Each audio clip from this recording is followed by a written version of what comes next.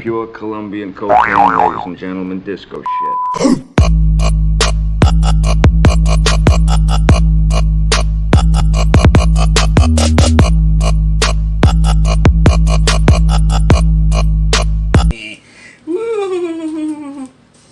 Hey guys, that's right, it's your boy Carolina Chris 26.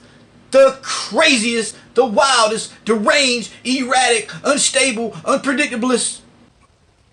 Wait, is that even a word?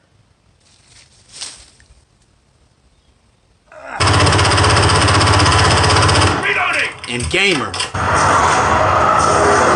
Cinephilia. Epicure. Biophilia. And hey, just an all about lovable person. So sit back, relax, and enjoy the show. Hey guys, wanted to do this quick live before Thanksgiving tomorrow. I know I should have gave everybody like a week in advance, or stuff just happens at the spur of the moment for me, man. I don't know what to tell you. So far though, I'm just knocking my books out. I'm already down to 1, 2, 3, 4, 5, 6, 7, 8, 9, 10. I got 15 more books out of 38 books. So I've been going through these things like a madman. I actually really loved the Native American Indigenous Voices issue. It was really, really good. It was a 3-part story. First part was about Maya Lopez, aka Echo, who is a Native American with a disability. She can't really hear, but she can sure enough kick your ass. And the second part was about a new character, and it kind of involved Danny Moonstar and Wolfsbane. And third part was about Silver Fox and her husband, Trigo, if I'm saying his name right. And he has a crazy ability, man. So it was a 3-part story, and they announced at the end of the issue. Sorry, did I ruin the book for anybody? I don't even know if anybody hasn't read it. Well, I didn't really ruin this. Well, I kind of ruined this. I'm sorry if I ruined the story. So they announced at the end of the book that they'll have the Kushala series starting in 2021. So that's gonna be really cool. What's up, Chad, CFAB, Mark? What's going on, guys? So Ben Compton, what's up, brother? So yeah, get my feather out the way here. So anyways, I've looked up some videos. Oh yeah, guys, I know you probably seen the video from my subscriber contest that I got coming out. Let me put the prize books to the side because I don't want them to get damaged. So tomorrow's Thanksgiving, man. Happy Thanksgiving to everybody ahead of time. Hope you guys have a wonderful holiday, you know, whatever that's worth. But I'm pretty sure, you know, people still going to be throwing down at the house even though they can't go out for vacation. So I've been watching some videos on YouTube, trying to kind of figure like which ones were not a lot of propaganda and a lot of BS. So the one I found here that I'm going to show, I'm going to leave the link right here in the chat. So if you want to check it out, you can. It's by a YouTube channel called Horrors by Lily C Nation. And it's the story is called A True Thanksgiving Story Told by Native Americans. You know, instead of, I'm kind of, in a way, this is kind of me being lazy, letting someone else do the work for me so I don't really have to, and I could just pop it up. Why not use my StreamYard? You know what I mean? I pay for it once a month. So this is me doing the reaction to the story that someone else is telling. But it's a pretty solid story. So, hey, CFAB dude. Yeah, man. I know, man. I know, man. Dude, that's yeah, man. Hey, man, if I could send you like a big slice of turkey or some ham in the mail, trust me, I would. And if it was possible to send someone some food, I would hope somebody would send me some good beans and rice and some chuleta, some I can make tostones by myself, you know what I mean? But yeah, so, but yeah, dude. So yeah, here we go. I'm gonna go ahead and check it out, pull it up real quick. And yeah, so but hey guys, you know, if anybody is seeing this as a diss on the Pilgrims or anything like that, I mean, take it what it's worth. You know what I mean? I mean, Thanksgiving for all of us is really a day to be thankful and a thing to be grateful. And one thing I'm grateful for is for one to be alive, two being that I met a lot of you guys in the community, a lot of members on YouTube, people on Instagram. You know what I mean? I'm thankful to be able to sit and read my comic books. I'm thankful to be able to pick up my comic books. I'm thankful to be able to breathe. I'm thankful to be alive, man. And I might not be the richest person on the planet. I might not be a millionaire. I might not be a billionaire. You know what I mean? But I'm alive. You know what I mean? So I'm thankful to be alive. I'm thankful for you guys. You know, I'm thankful to have met so many wonderful people, man. You know what I'm saying? And yeah, dude. I mean, I'm thankful at least to be able to celebrate Thanksgiving tomorrow. And I mean, I'm thankful for my family, man. You know what I'm saying? So, all right, guys, here we go. Check it out. And please enjoy.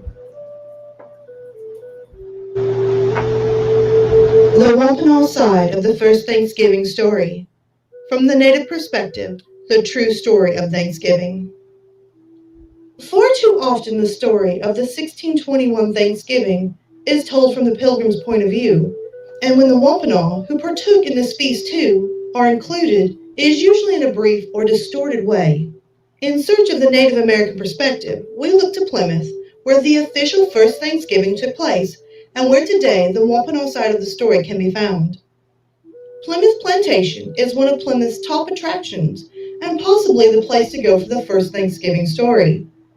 It is a living museum with its replica 17th century Wampanoag home site and representation of the home site used by Happemock, who served as a missionary between the Wampanoag and the Pilgrims. It staffs 23 Native Americans, mostly Wampanoag, a 17th century English village, and the Mayflower II, a replica of the ship that brought the Pilgrims to Plymouth. According to Plymouth Plantation's timeline, the Mayflower arrived at Plymouth Harbor on December 16, 1620. The Pilgrims settled in an area that was once Patuxet, a Wampanoag village abandoned 4 years prior after a deadly outbreak of plague, brought by the European traders who first appeared in the area in 1616. The museum's literature tells that before 1616, the Wampanoag numbered 50,000 to 100,000. They occupied 69 villages scattered throughout the southeastern Massachusetts and eastern Rhode Island. The plague, however, killed thousands, up to 2/3 of them. Many also have been captured and sold as slaves. And yet, when the Wampanoag watched the Mayflower's passengers come ashore at Patuxet, they did not see them as a threat. The Wampanoag had seen many ships before, explained Tim Turner, Cherokee, manager of Plymouth Plantation's Wampanoag home site, and co-owner of Native Plymouth Tours. They had seen traders and fishermen, but they had not seen women and children before. In the Wampanoag ways, they never would have brought their women and children into harm, so they saw them as a peaceful people for that reason. But they did not greet them right away either.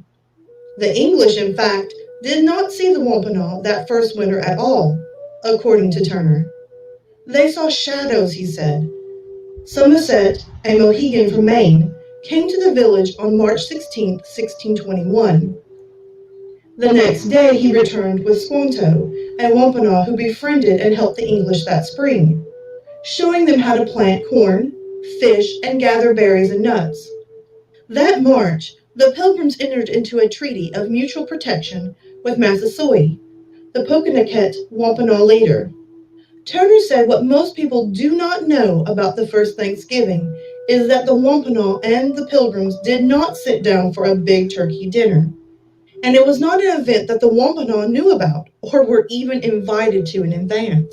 Right. In September, October 1621, the Pilgrims had just harvested the first crops, and they had a good yield. They sent for 4 men on fowling, which comes from the one-paragraph account by Pilgrim Edward Winslow, one of only 2 historical sources of this famous harvest feast. Winslow also stated, "We exercised our arms."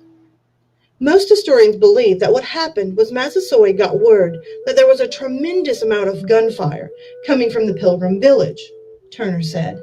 so he thought that they were being attacked and were going to bear aid. When the Wampanoag showed up, they were invited to join the Pilgrims in their feast, but there wasn't enough food to feed the chief and his 90 warriors. He, Massasoit, sends his men out, and they bring back 5 deer, which they present to the chief of the English town, William Bradford. So there is a whole ceremony of gift. How many of y'all have eaten deer before, man? Like, dude, that is some good eating, man. If you ain't never had deer or deer jerky, that is some great eating right there, man. Giving as well. When you give it as a gift, it is more than just food, said Kathleen Wall, a colonial food waste culinary at Plymouth Plantation. What did they eat? Venison, of course. Yeah. Not just a lovely roasted joint of venison, but all the parts of a deer were on the table, and who knows how many sorts of ways. I would love to have Was some there deer turkey? right now.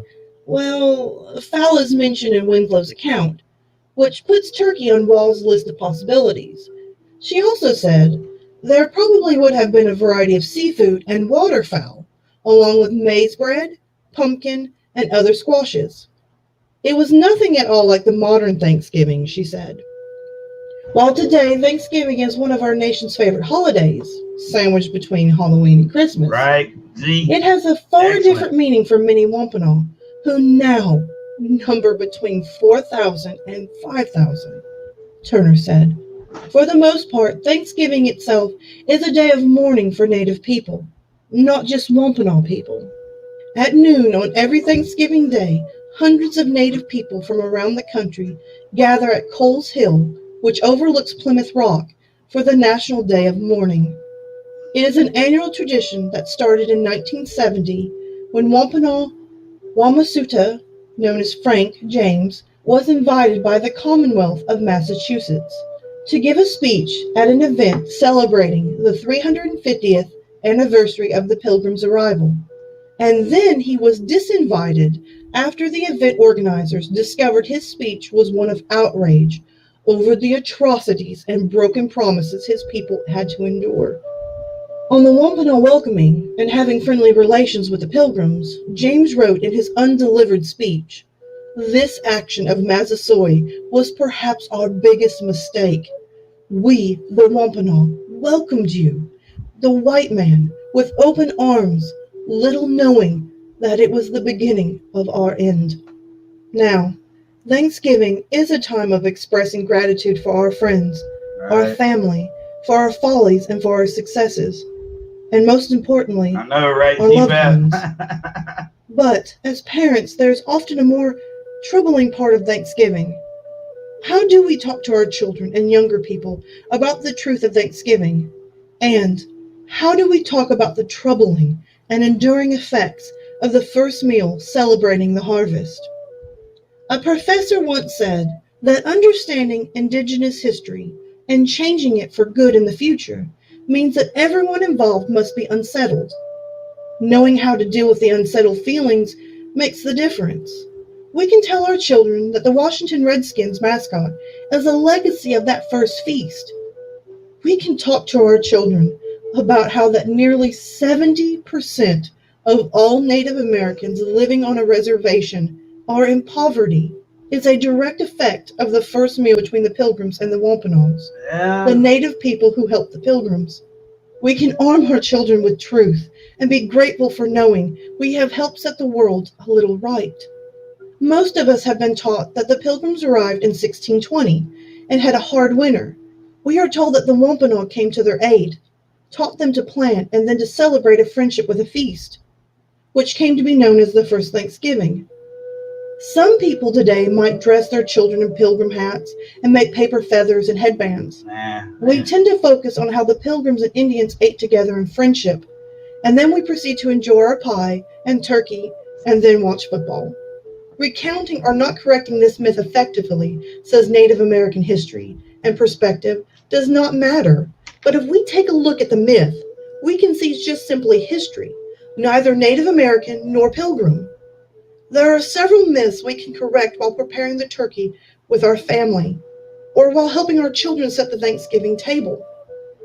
First, and sadly, turkey, according to historians, were not likely served. Other fowl, like geese or duck, most likely was served, along with 5 deer provided by the Wampanoag. Additionally, there were no sweet potatoes. That was not grown, but pumpkins, succotash, squashes, and native corn were served. Second, the Wampanoags were most likely not invited and simply crashed the harvest feast. The Pilgrims were celebrating their harvest and shooting guns and cannons. The Wampanoags most likely responded by sending 90 warriors in response to the gunfire. What they came upon was a feast. The Pilgrims were fearful, as the Wampanoags outnumbered the Pilgrims 2 to 1. Third, Squanto was not appreciated by the Pilgrims, as we often think. Squanto was kidnapped as a boy and sold into slavery in Spain. He learned English so he could get home. Upon his return home, he found his entire village had been killed in battle or by disease brought by the colonists. Fourth, the feast called Thanksgiving did not happen until 1637, 16 years after the initial harvest feast. The colonists launched an attack on the Pequot Nation after they found a murdered white man in 1636. This bloody massacre killed many and disseminated the Pequot Nation. The governor of Massachusetts Bay Colony, William B. Noel, a day after the massacre wrote that from that day forth shall be a day of celebration and thanksgiving for subduing and slaughtering the Pequot Nation. For the next 100 years, every Thanksgiving Day, ordained by a governor, was in honor of that bloody victory, thanking God that the battle had been won over the Pequot Nation. Thanksgiving, as we have come to know it, originated from a massacre. There are more myths than we unknowingly reproduce, but these are the unsettling truths. Acknowledging the history of the holiday that we cherish is important, as it acknowledges the existence of Native people. Thanksgiving is a time for gratitude. We can be grateful for the correct history.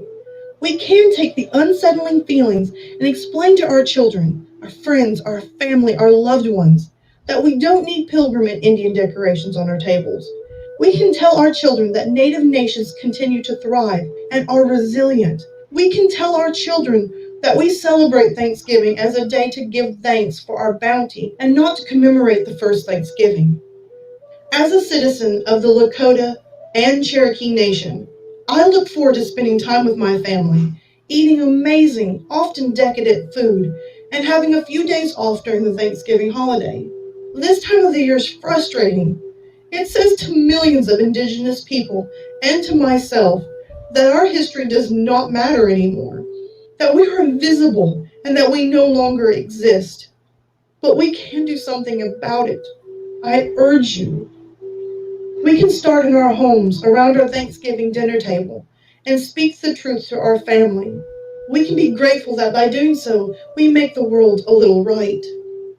So please, enjoy your Thanksgiving. Hug your family.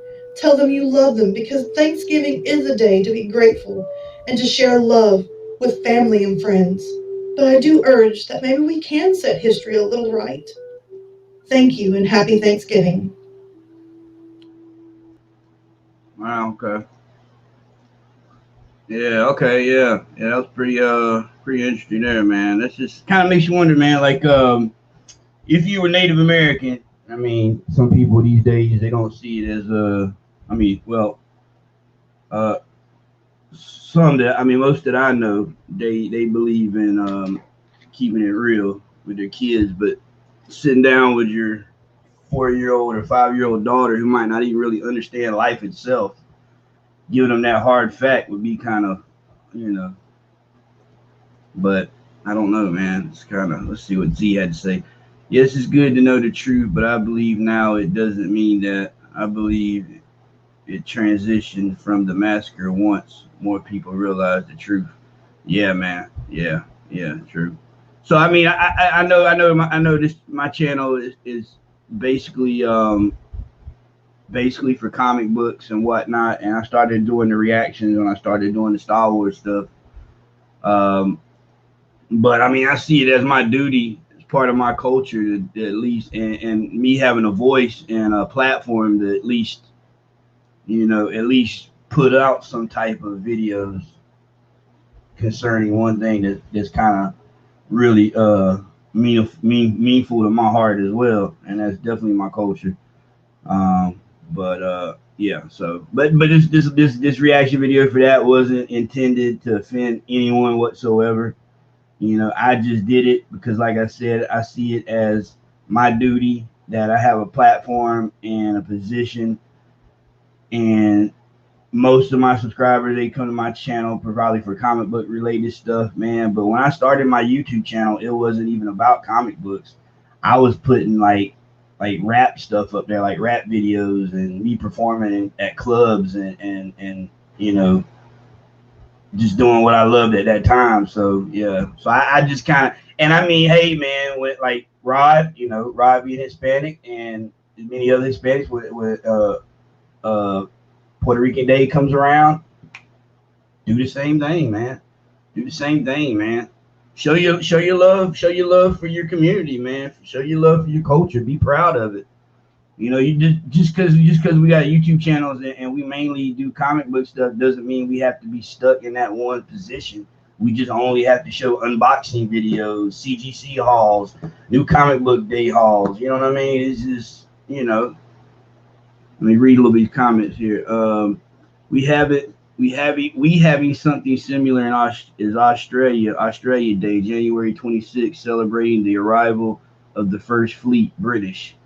But the native Aboriginal people don't see it as a celebration. Yeah, yeah, understandable. No, I ain't mad. You did this. Don't take it the wrong way. I enjoy it. Just saying, It's no longer means that.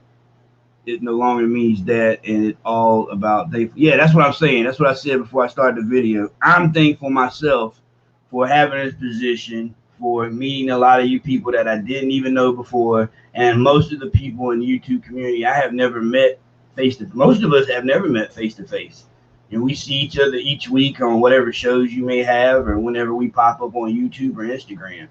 You know what I'm saying? And a lot of people have become really close friends for that, and that's a really special thing, man. You know, God gifted us with this ability to be out and touch people's hearts in one way or another. You know what I'm saying? So exactly, Z.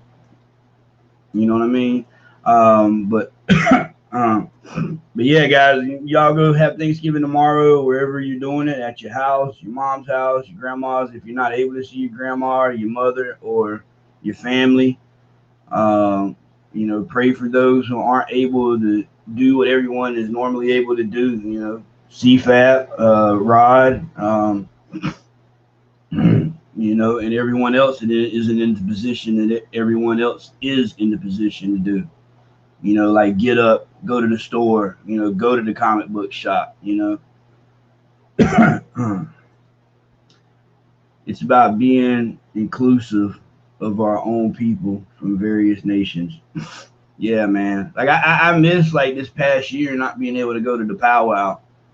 Like I have been going to the powwows ever since I was like 8 or 9 years old.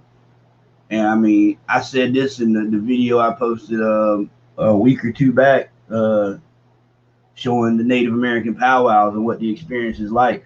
And it's like if you have never been to a Native American powwow in your life and one comes to your city, do yourself a favor, man. Go check it out. It is something to see. It is really amazing. In my heart we all know to respect each other's heritage. We all bleed blood and should love everyone. Yeah, dude. Yeah, that's one thing about me, man. I grew in my neighborhood I grew up in, which was Section 8 housing. You know, my mom, you know, she got blocks of cheese when we was kids and stuff like that. So it was a very poor neighborhood. And at the time, my neighborhood was ran by the Ku Klux Klan. Swear to God, they didn't walk around in like white sheeted outfits and pointed hats. They wore, you know, regular clothes, and when they got dressed up for their meetings or whatnot, they had like camouflage gear with like little symbols on their arm with like little crosses. I remember that, and they would have the kids going around going white power, white power. You know what I'm saying?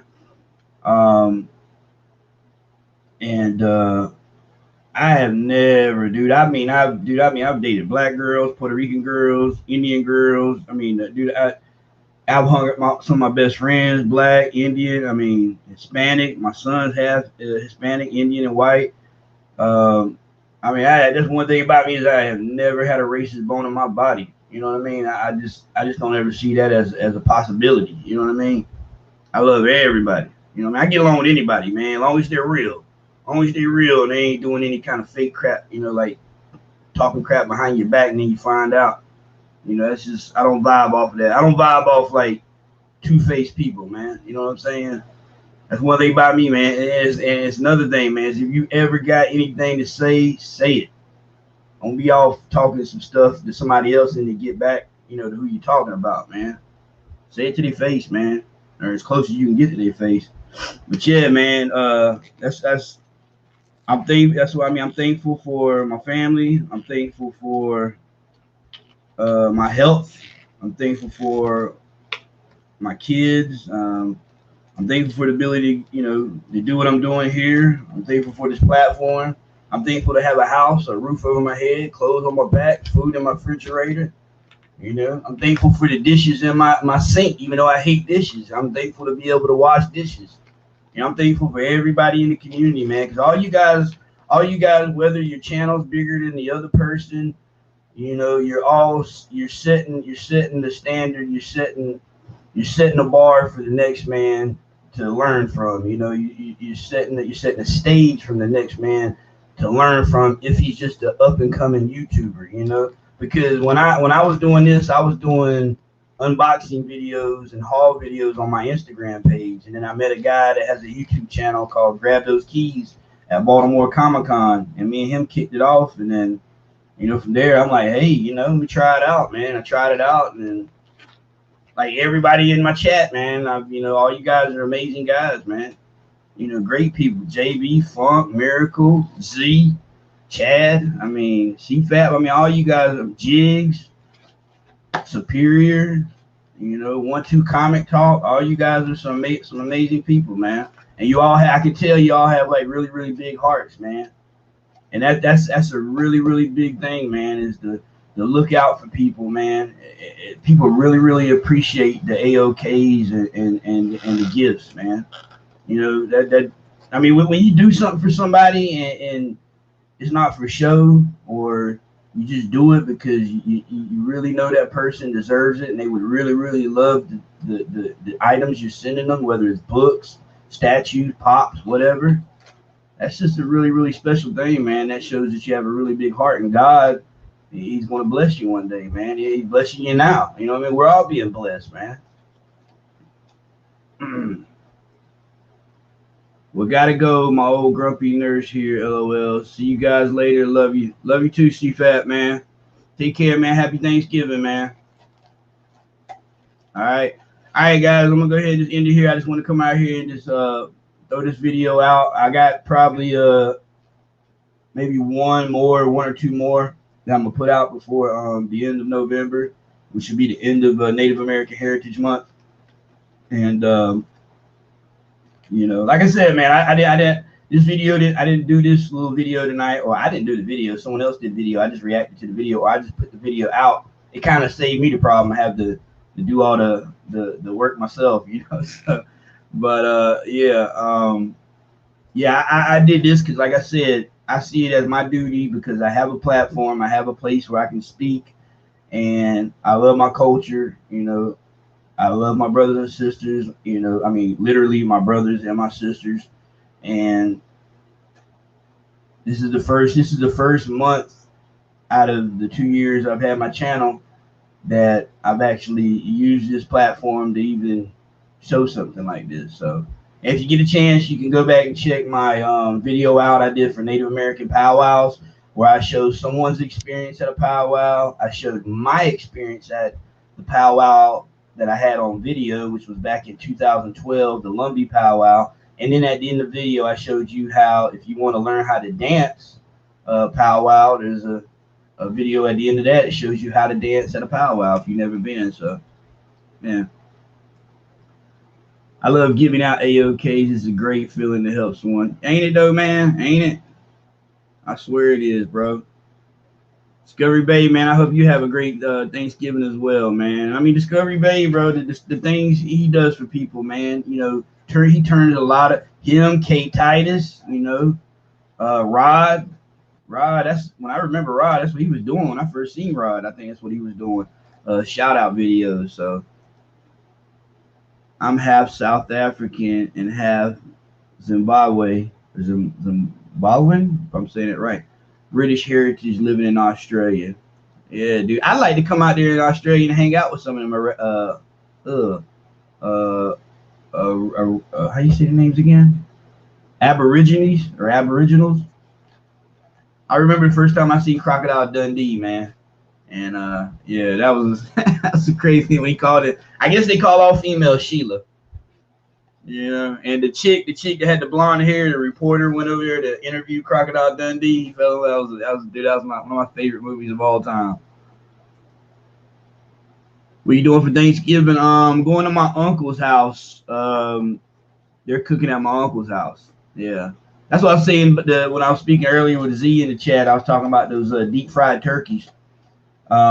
My brother used to do a deep fried turkey every year, bro. My God, if you never had a deep fried turkey, trust and believe it's some of the best meat ever. Oh my God, it's so good. I would love it. But yeah, I've seen videos and I've known of people that's put them in there when they were like right out the freezer or something, like really cold, and it just blew up inside the deep fryer. Fire everywhere.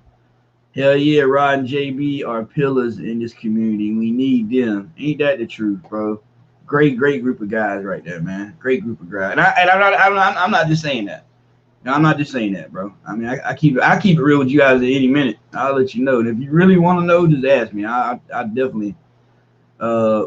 We just had some traditional dancing at my work. I'll IG. Yeah, let me see that, man. I'd love to see that. That's what's up, man.